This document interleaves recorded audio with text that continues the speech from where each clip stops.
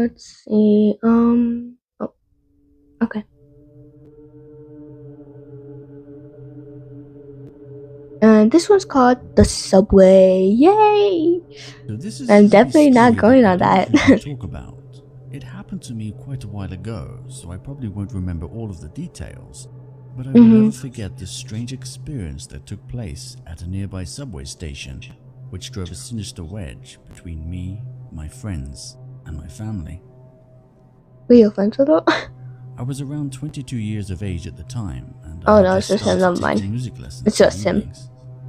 I was at a stage where I was still trying to figure things out Mm-hmm. and get used to life in the big city. I remember that the lessons finished a lot later than usual that day for some reason, so it was already well past 11 at night by the time I got to the subway after grabbing a bite to eat, which meant that the circulation of trains was few and far between. As I anxiously waited for the signature sound of a distant train, I observed the platform and was surprised to see how abandoned it was. I had taken the subway at unsocial hours before, but I had never seen it as empty as it was that night. It was very quiet and there was no one else around. At least that's what I thought, until I noticed someone standing behind one of the columns near the edge of the platform. I leaned forward to get a better look, but it almost felt like the stranger was intentionally trying to avoid being seen, so I just looked straight ahead and minded my own business. But the silence didn't last long after that. Suddenly I could hear the sound of someone whistling. It appeared to come from all directions, and there was something about it that made Oh, me not feel uneasy, whistling. but No. luckily it was soon overshadowed by the sound of a train fast approaching. As I prepared to embark on the train, I was surprised to see a well-dressed man step out from behind a column and walk to the edge of the platform. I felt relieved to see that it wasn't some thug or potential troublemaker, yet still, something was strangely off about him and he seemed somewhat gaunt. It always made me feel a little nervous to see someone standing so close to the edge of the platform, even when it was a stranger, but I suspected he was just as anxious to get to his destination as I was. Midnight was close upon us, after all. He stood there, very still, and hadn't acknowledged my presence whatsoever until he slowly started turning his head towards me. With eyes wide open, he greeted me with a creepy grin and an unsettling stare. I made a conscious effort to ignore him staring at me like that, but then he employed a sinister laugh that gave me a persistent chill, which was then followed by something that still horrifies me to this day. Not the laugh. As he fell directly into the path of the arriving train, I rushed to try to save my him, God. but it was too late.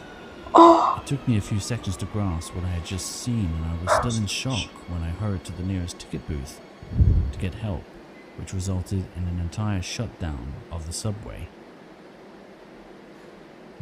The subway employees inspected both the track and the train, my but they didn't find God. any evidence of a body or even a single drop of blood. After checking the tunnels, their attention shifted to me, and the tone of the whole situation took a drastic turn for the worse. I implored them to check the cameras to prove that I wasn't lying, but when they reviewed the footage, there was no sign of the man, just me running towards an oncoming train.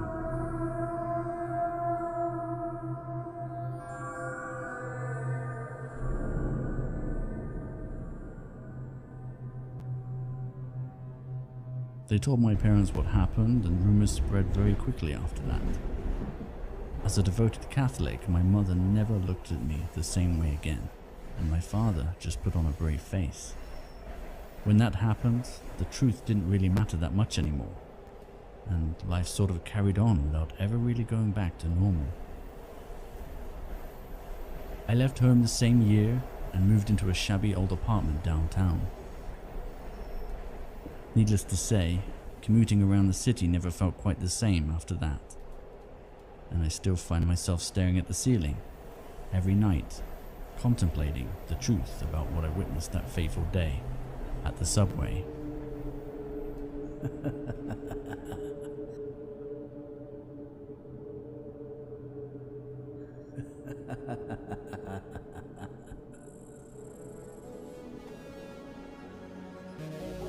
Hey folks, thanks so much for watching until the end of this video. Please consider subscribing if you haven't already, and smashing that like button if you enjoyed this animated horror story. It helps a lot and guarantees more animated content from my channel. This one is called The This happened to me a couple of Late years ago Shift. during my final year of law school, Wait. and I just started volunteering at a legal clinic. This one is called The Late before I graduated. Shift. I'll admit, it took some getting used to, and although most of the cases were regarding custody battles and disputes between landlords and their tenants, I hope that one day the experience would help me land a job at one of the top law firms in the city. It was Social Friday, and I was working a little later than usual, trying desperately to wrap up some paperwork regarding my latest case. Apparently, the building owner had failed to comply with certain safety regulations and was now on the hook for a hefty fine. However, my boss managed to negotiate a killer deal on rent in exchange for legal representation. I wasn't planning on pulling an all-nighter, but I decided I would stay at the office for as long as it took to free up my weekend. Besides, I was only a 20-minute Uber ride away from my apartment, so I wasn't too worried. After indulging in a short coffee break, I decided to head outside for a quick smoke and get some fresh air to clear my head. I guess I must have forgotten how late it was, because after peeking through the window and observing the empty street, the idea of going outside at night alone seemed like a really bad idea. I was too lazy to head for the roof, so I decided not to go outside at all and just smoked my cigarette at the end of the hallway, which I'm glad I did, because just a few moments later, I began hearing someone moving around outside. The last thing I wanted to do is draw any attention to myself, so I finished my cigarette and quietly headed back upstairs. As I reached the office, I immediately noticed something odd. I don't remember exactly if it was the sound of the bustling city or the sharp chill from outside, but either way, it drew my attention to one of the large windows, which was slightly open, and I remember thinking it was strange that I hadn't noticed it before. Fortunately, the windows didn't open very wide, so I had no immediate cause for concern, but as I closed the window, I couldn't shake this feeling of being watched, which is when I noticed someone outside on the street looking at me. It was too dark to make out any distinguishing features, but my gut told me it was someone from the street. Eventually, he started gesturing something like he wanted to enter the building. I gestured back that I wasn't interested, but he just responded with the same gesture and seemed oddly persistent. I knew it was cold outside, but there was no way I was going to open the door to a complete stranger, so I just ignored him and headed back to my desk, where I glanced at the clock and wondered if I should be heading back. I was about to reach for my phone before suddenly being interrupted by an alarm of some kind. It wasn't very loud, but I was quite sure it wasn't coming from a cell phone or a clock. Eventually, I found the culprit to be a smoke alarm, which was very strange, considering there was no evidence of any fire or smoke. I guess it had been a long time since anyone bothered to replace the batteries, because it went silent just after a few seconds, which was quickly preceded by a loud knock on the door downstairs. Admittedly, it was very surprising to receive any visitors at that hour, but then again, the clinic was located in a rather sketchy part of town and had its fair share of hobos and troublemakers. I was hesitant to even approach the front door at first. Not because I didn't know who it was, but the knocking sounded more like someone trying to force their way in, or at least get my attention. I looked outside the window, but couldn't see anyone, and against my better judgment, I finally gave in and headed downstairs to see if it was a matter for the police. However, by the time I got there, the knocking had already stopped, and I was met with a quiet, empty hallway and no obvious signs of disturbance. That's when it really hit me. Maybe it was time to be getting back home. It wasn't too late to binge some Netflix and pass out on the sofa. It was Friday night after all. So I hailed an Uber and prepared for a safe ride home. But as I turned off the lights to the office, I began hearing the loud knock on the door again. I just stood there in silence until eventually the knocking stopped, and I had a pretty good idea who it was at that point. So I returned to the window not at all surprised to see the same homeless guy outside, facing the building. My patience was running low, and I really didn't want this guy lurking around outside when my Uber arrived. So I tried to gesture for him to just leave me alone, which is when I realized something that gave me the chills.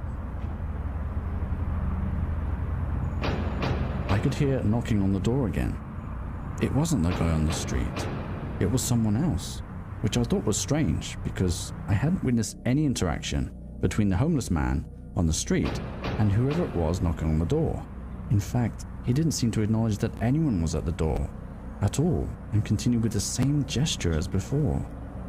But what did it mean? My Uber driver was just a few minutes out, so I was going to have to approach the door eventually, but just as before, as soon as I got to the hallway, the knocking stopped and everything went completely silent. I took one deep breath and cautiously walked towards the door as I endured the chill that suddenly enveloped the hallway. Once again, I peered through the window and observed just an empty street. No sign of anyone, not even the homeless guy, which oddly enough made me feel even more anxious as I inserted the key in the door. I had a really bad feeling about what was on the other side, but it was nothing compared to the horror of what happened next, as I witnessed something truly terrifying emerge at the end of the hallway that I simply can't explain.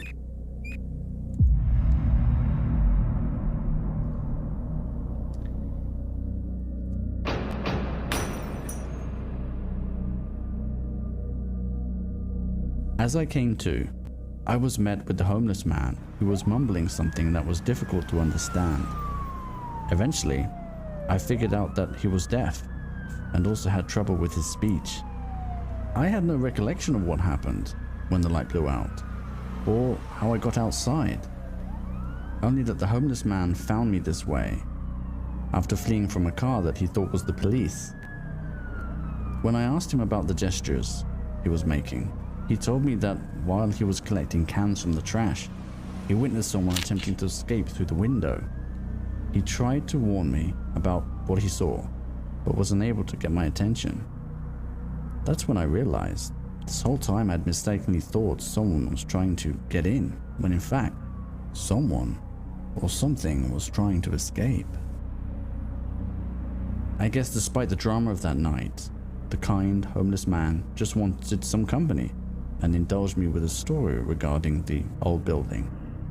From what I understood, a few decades ago, it used to be a factory, but there was a fire, and since there were no proper fire escapes installed, one of the workers remained trapped inside and was engulfed by the flames.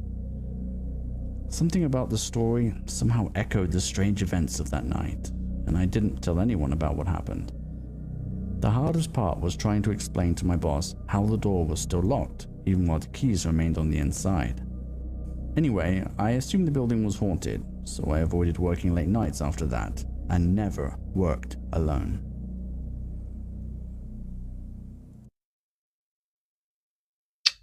Well, that was something.